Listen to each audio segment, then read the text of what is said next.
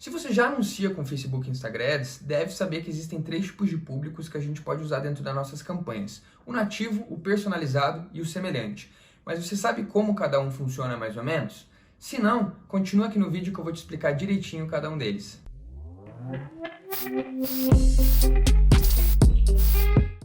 Esse é o primeiro vídeo do canal, então se você quiser receber mais conteúdos como este aqui, já se inscreve e curte o vídeo também, beleza? Então vamos começar pelo primeiro público, que é o nativo ou básico. Por que essas nomenclaturas? Nativo porque o Facebook utiliza todos os dados que os próprios usuários já geram para ele, então características, dados demográficos, comportamentais, e básicos porque qualquer novo anunciante, basta você criar o teu gerenciador de anúncios, você já tem acesso à utilização desses públicos dentro das suas segmentações. Quando você vai usar o público nativo, você tem 3 faixas que você pode implementar dentro dessa categorização, dessa configuração de um novo público. A primeira parte é a de localização. Em localização, a gente pode segmentar nosso target dentro de um país, de um estado específico ou dentro de uma cidade. Lembrando que sempre que a gente coloca uma cidade, o Facebook vai colocar um raio em conjunto. Esse raio normalmente é uma média de 17 km, mas que a gente pode configurar ele para reduzir ou então para eliminar o raio e trabalhar somente com a cidade, com o território específico daquela cidade. Além disso, a gente também pode marcar pins num mapa ou também subir um endereço. Quando você sobe um endereço ou um pin, o Facebook vai apontar ele dentro do mapa e novamente vai trazer um raio em conjunto, que você pode reduzir com um mínimo de 1 km em torno desse ponto específico que você selecionou no mapa. Mas você também pode colocar ou inserir mais de um endereço. Então você pode subir em massa uma lista de endereços. Então tem um botãozinho ali embaixo que é só você dar o Ctrl V, o Facebook já seleciona no mapa automaticamente todos esses endereços com um raio específico em torno deles. Além disso, você também pode excluir localizações. Então vamos dizer que nosso e-commerce entrega para o estado de São Paulo, mas a gente não quer competir com São Paulo capital, onde a concorrência é mais acirrada. Então a gente pode colocar o estado de São Paulo como uma segmentação e excluir a capital. Dessa forma, nossos anúncios só aparecem em todo o estado, fora São Paulo capital. No segundo trecho, a gente seleciona o gênero que a gente quer impactar, ou todos eles, e a idade, a faixa etária específica que a gente também quer trabalhar. Então a gente pode selecionar, por exemplo, de 25 a 35 anos de idade e nosso anúncio, nossa campanha só vai aparecer para esses usuários especificamente. O terceiro trecho, para mim, é o mais interessante. Ali a gente consegue usar todas as características ou perfis demográficos e comportamentais que o Facebook constrói e disponibiliza para a gente como anunciante.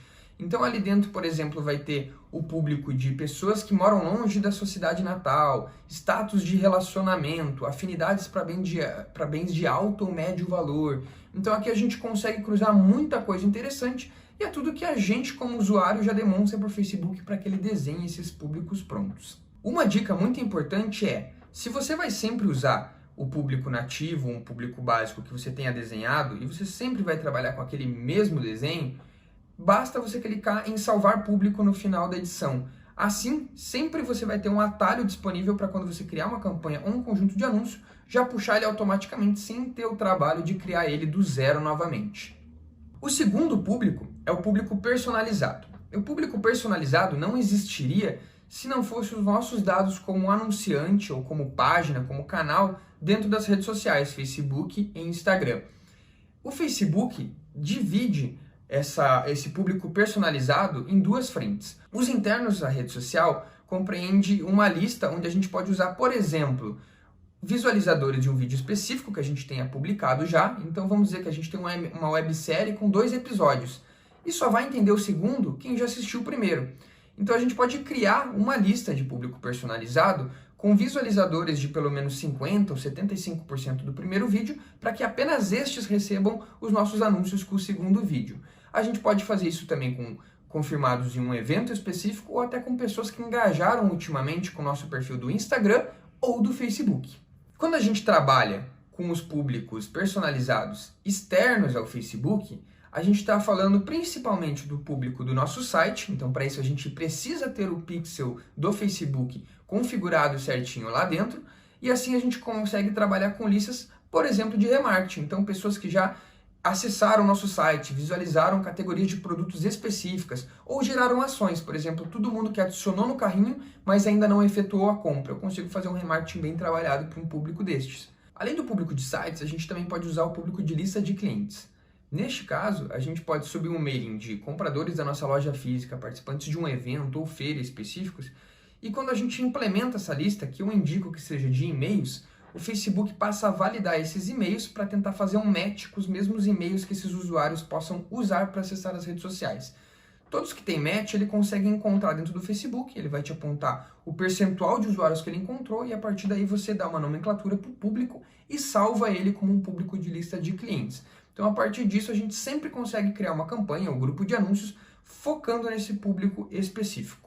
Ao contrário do público nativo ou básico, que normalmente traz um volume maior de usuários e que pode não ter contato com a sua marca, o personalizado traz uma possibilidade muito maior de trazer retorno sobre o investimento, visto que ele é um público que já está interagindo com um ativo seu, seja um vídeo, um evento, seus canais de Facebook ou Instagram, já acessou o seu site ou gerou uma ação nele, ou inclusive um mail que você tenha subido dentro da plataforma. Mas nem sempre o público personalizado, por mais qualitativo que ele seja, ele vai trazer o volume de resultados ou de usuários que você quer impactar e deseja para alavancar os seus negócios. Dessa forma, uma boa solução é o público semelhante. O público semelhante sempre vai precisar de uma referência para ser criado, pois ele é semelhante a algo. Dessa forma, a gente sobe um público personalizado na conta e depois vai criar um público semelhante com base neste. Então vamos supor que a gente vai utilizar as pessoas que compraram na nossa loja física, nosso mailing que encontrou aproximadamente 1000 usuários ali dentro do Facebook. Quando eu vou criar o público semelhante, eu seleciono a fonte, que é esse nosso mailing, e peço para o Facebook encontrar pessoas que tenham o mesmo perfil comportamental ou característico, demográfico, dentro da rede. Então ele vai traçar esse persona e vai expandir e muito o seu público. Por que ele expande muito? Porque normalmente o seu mailing, que pode ser da sua loja única, loja física, que se situa numa cidade específica, ele vai expandir a nível de semelhança a nível nacional. Então vai aumentar muito o teu número de usuários dentro desse público. A questão é que você cria ele mesmo assim a nível nacional, então a nível Brasil, só que na hora de subir uma campanha ou um novo grupo de anúncio, você consegue fazer o filtro pela cidade específica que você quer. Então se você expandir o público de 1000 para 1 milhão de usuários no Brasil, quando você joga a cidade de novo, você pode conseguir limitar ele a 100 mil usuários, o que é muito melhor do que 1000 usuários, que a gente estava muito mais limitado a impactar. Então você consegue trabalhar com os dois de acordo com o nível de qualidade que você quer para suas campanhas também. Dentro disso, a gente consegue também definir o nível numa régua de proximidade que a gente queira em semelhança do público de referência, onde um é o mais semelhante possível ao seu público de referência.